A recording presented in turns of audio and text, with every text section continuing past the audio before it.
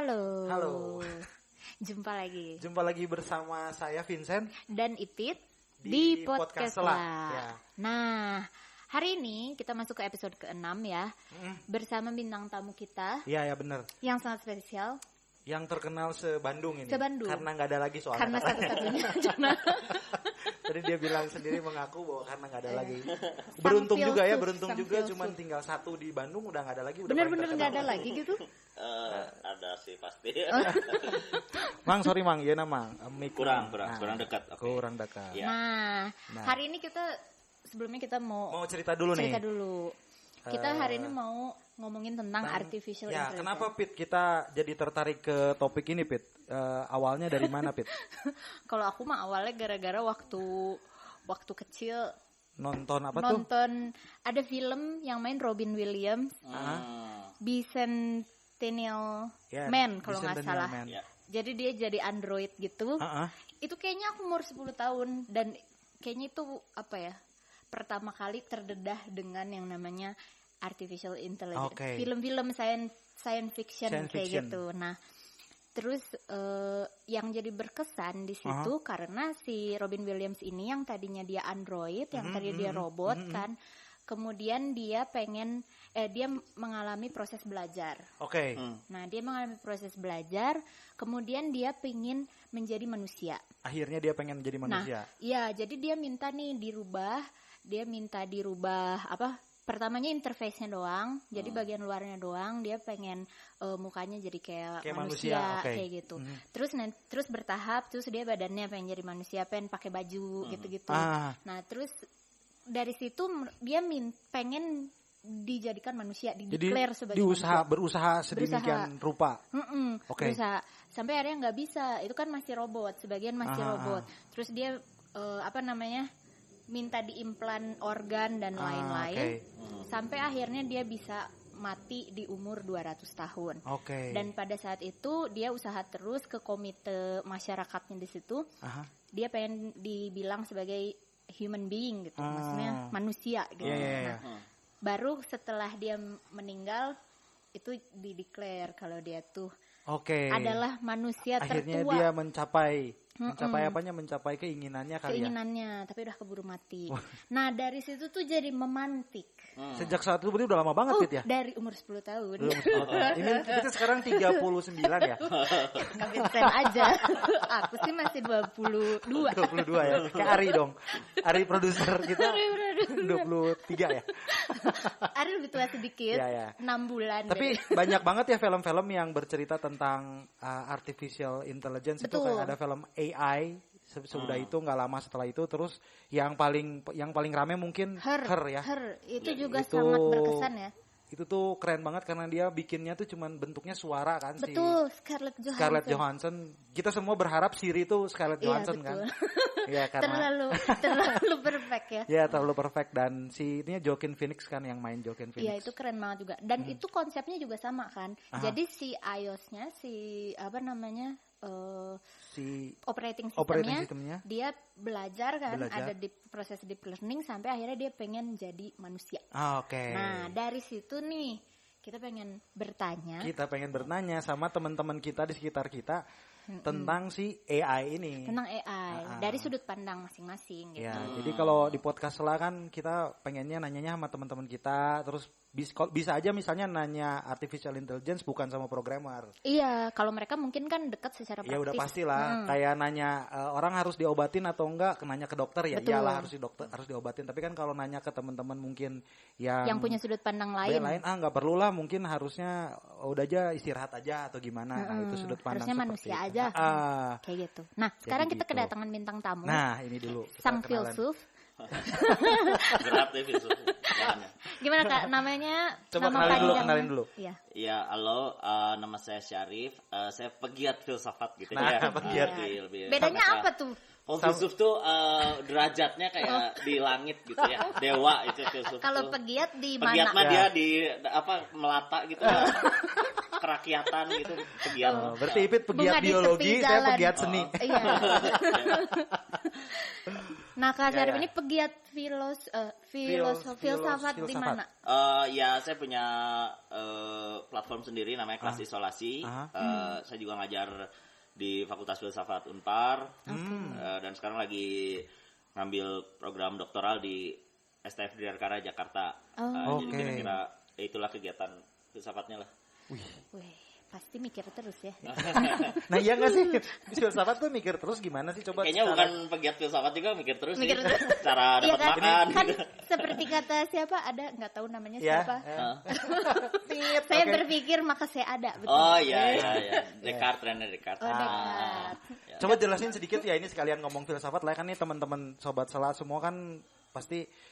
Ya saya juga nggak terlalu paham lah kalau mau dijelasin secara gampang nih sama seorang pegiat filsafat.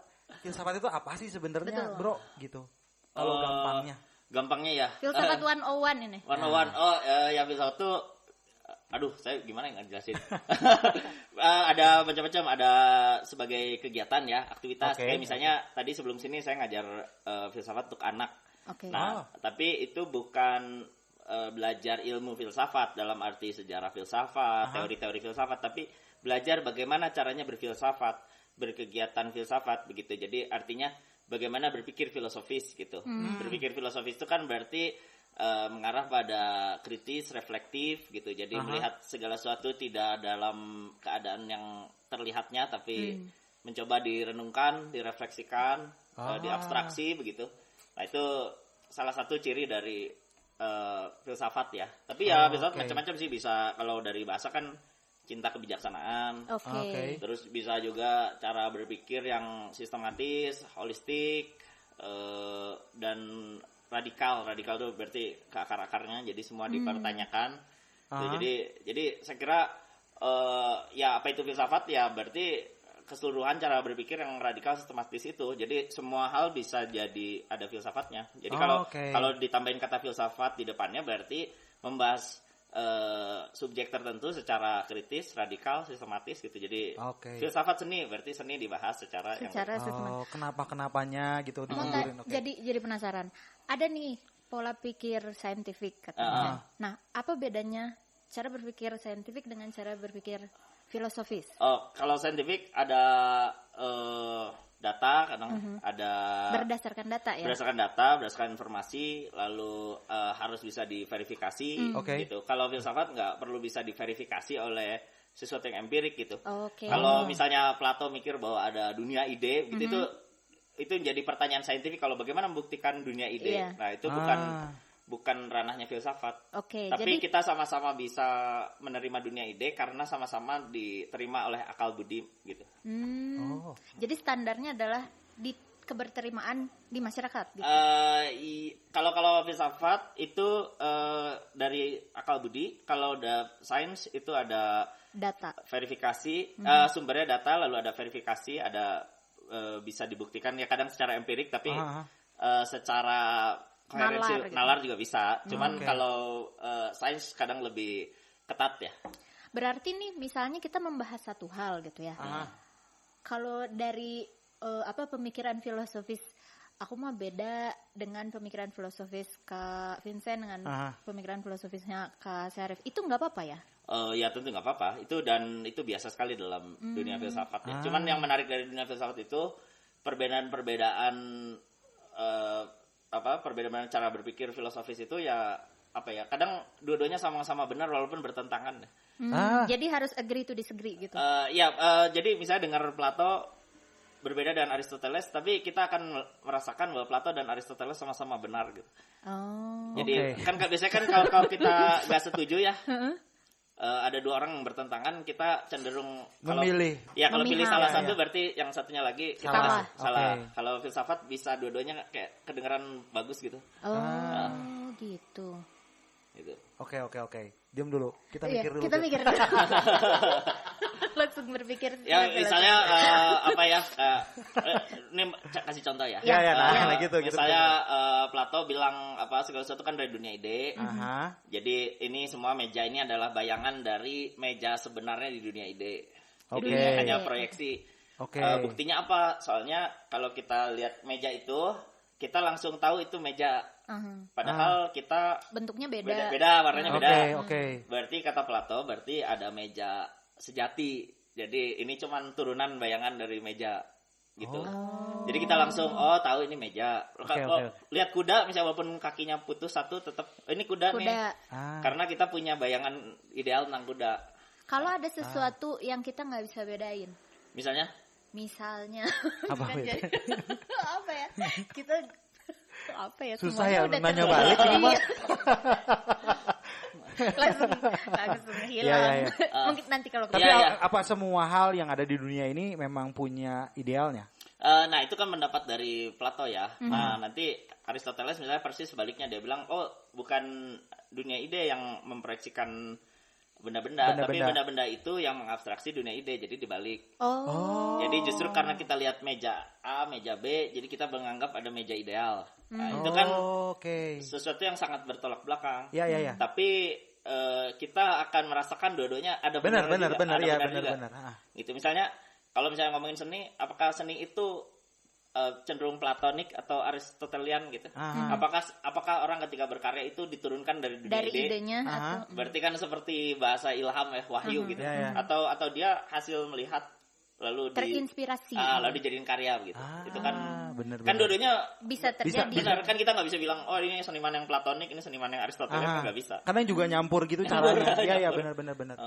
Gitu. Emang jadi menarik sih kalau dilihat kalau gimana cara ngobrol seperti itu kan jadi memang jadi cukup jadi bisa topik yang menarik gitu karena semua orang kan pasti punya cara memandang masing-masing gitu ya. Berangkatnya sendiri-sendiri gitu. Kita nggak boleh menyalahkan salah satu sudut pandang gitu ya. Lama-lama kalau belajar filsafat jadi kayak kompromistik gitu, jadi susah nyari posisi karena tidak ada standar dong.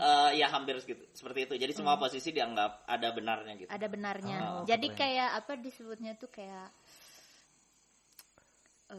lupa. Jadi banyak lupa nih. Banyak lupa. Lagi kurang benefit of the doubt gitu. Iya. Ya gitu ya. Kayak ya benefit of the doubt. Kayak nggak boleh menyalahkan pendapat. Iya. Benar. Oke. Itu mungkin kalau nanti kita akan bikin lagi satu episode kali buat ngebahas tentang filsafat. Hari ini kan kita mau ngomongin AI Tapi sebelum masuk ke sana, pengen ngobrol dulu tentang kenapa bro pengen masuk filsafat gitu. Asal muasal. Kan ayah yang tahu, gue mah kenal babehnya Syarif kan di seni rupa. Sebagai profesor di seni rupa. Keajar Kak? Enggak ya? Enggak. Nah, terus pengen tahu aja gimana seorang Syarif tumbuh berkembang saat waktu kecil sampai di waktu kapan Syarif memilih untuk jadi filsuf. Atau pegiat filsuf. Ya dari kecil udah senang baca-baca, terus kebetulan ya orang tua juga mendukung ya. Jadi kalau ada kegiatan filsafat didukung. Jadi dukungnya ke arah sana, bukan pada sembahyang mengaji gitu lah. Jadi berpikir. Ya lebih arah ya maksudnya kalau ada acara begitu ya silakan ikut. Ya mau sembahyang mengaji juga boleh gitu. Bebas, tapi artinya bebas gitu. Karena ya kebetulan ya bapak saya terutama juga katanya sih dulu suka baca-baca filsafat gitu. Jadi suka dibahas. Ya bapak juga dulu baca-baca dari sejak kecil itu Kak? Ya enggak lah, yang enggak dari kecil banget, tapi udah mulai SMP gitu udah mulai senang. Tapi waktu S1 tuh saya sebenarnya pengen masuk filsafat Unpar.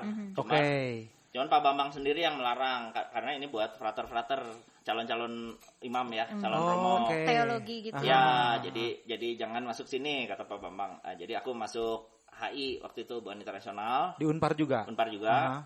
Terus masuk komunikasi. Nah, tapi dua ilmu itu tuh nggak memuaskan bagi saya. Jadi kayak buat gaya-gayaan aja. Pas masuk filsafat juga sebenarnya buat gaya-gayaan juga. Emang gaya gitu? Gaya banget. Filsafat tuh bisa apa-apa diomongin bisa, walaupun cuman serpihan. Iya. Kayak seniman dong. Ya gitu. Cuman ya artinya faktor lingkungan ada ya, seperti tadi anak-anak yang ikut Filokids itu kan anak usia 10 sampai 15. Itu anak-anaknya siapa, sorry? Macam-macam sih. Cuman ada ya misalnya ada anaknya Salman Aristo ikutan. Nah, tapi saya yakin anak-anak itu pasti orang tuanya juga pikirannya ini ya terbuka. Jadi nggak mungkin lah anak-anak itu diam ya, misalnya kabur harusnya ngaji terus tiba-tiba ikut Philo Kids. Itu kayaknya orang tuanya juga mendukung. Jadi biasanya anak-anak itu udah biasa berbicara terus berpikir agak aneh gitu. Jadi aku pikir ya memang lingkungan ngaruh sih ya. Gitu lingkungan nanti menentukan lah awal, karena yang ikut kelasku di kelas isolasi itu suka banyak juga sih yang diem-diem ya, jadi volume kecil gitu karena takut bapaknya denger ini bahas filsafat gitu. Gitu. Tunggu, tapi tadi ini kan kalau ngomong filsafat sebetulnya agak berat ya. Tapi kita harus tadi Philo Kids itu diajarin ke anak kecil umur 10 tahunan gitu. 10 sampai 15. Gimana tuh? Iya, gimana? Metodenya gitu. Mereka metode menarik sih. Jadi kita nggak ngajarin teknis istilah-istilah filsafat dan nggak ngajarin tokoh ya, tapi kita lebih pada mengangkat isu lalu minta anak-anak itu untuk membicarakan beropini. Jadi kita nggak pakai bahasa epistemologi, etika, estetika, tapi langsung misalnya kayak tadi kan filsafat manusia ya, kayak mempertanyakan apakah manusia itu hanya satu-satunya entitas yang ada di bumi gitu kan, bukannya ada lingkungan, bukannya ada hewan. Lalu kenapa semua hewan dan alam lain itu seolah-olah diukur dari fungsinya pada manusia aja. Oke. Jadi kayak pandemi itu ngancurin efek hidup. Ke manusianya. Tapi itu tuh sebenarnya buat manusia aja. Jadi aku tanya sama anak-anak, kalau alam itu bisa berdoa, kira-kira dia meminta pandemi tambah panjang apa tambah udahan gitu. Jadi, jawabannya apa yang itu jawabannya ternyata sangat ekofasis itu ya. Jadi ternyata manusia nggak penting gitu. Ya, itu. Mungkin nanti akhir dari segmen episode ini akan ada akan seperti kita akan dibawa berpikir ke arah sana sih. Ekofasis itu namanya. Itu namanya ekofasis. Ya, jadi kan kita suka hipokrit ya, suka bilang ayo kita selamatkan lingkungan demi anak cucu. Jadi maksudnya selamatkan sekarang, nanti anak cucunya eksploitasi lagi nggak apa-apa. Gitu ya. Nah itu kalau kelompok ekofasis tuh nggak setuju dengan itu. Nggak setuju. Ya manusia mati aja gitu kan, biar lingkungan tetap lestari. Sustain gitu. Oh iya, beberapa film yang kemarin gua nonton dokumenter itu memang ada beberapa yang punya pemikirannya itu. Memang ternyata ujung-ujungnya ya manusia sebenarnya yang membuat jadi beban di. Kalau misalnya manusia dihilangkan dari si ekosistem dunia, apa yang terjadi? Ternyata mungkin biasanya sebenarnya aman-aman aja. Aman-aman aja. Iya. Oke. Nah, nanti kita lanjut di segmen berikutnya. Gila, tight banget. Baru pembukaan. Baru pembukaan. Tapi menarik karena memang kita ngobrol sama the one and only di Bandung di Bandung. Seorang pegiat filsafat yang dari anak kecil udah diajak berpikir filosofis gitu. Benar. Aku pikir semua anak juga harusnya pada dasarnya pasti berpikir filosofis sih. Cuman kadang ada orang tua yang banderis ya. Ya kayak menekan ya. Jadi maksudnya bahwa ada jawaban sesuatu yang udah jelas, nggak perlu dipertanyakan. Gitu. Oke, kita lanjut di segmen berikutnya nanti ya. Kita istirahat sebentar. Ya, yuk. Terima kasih.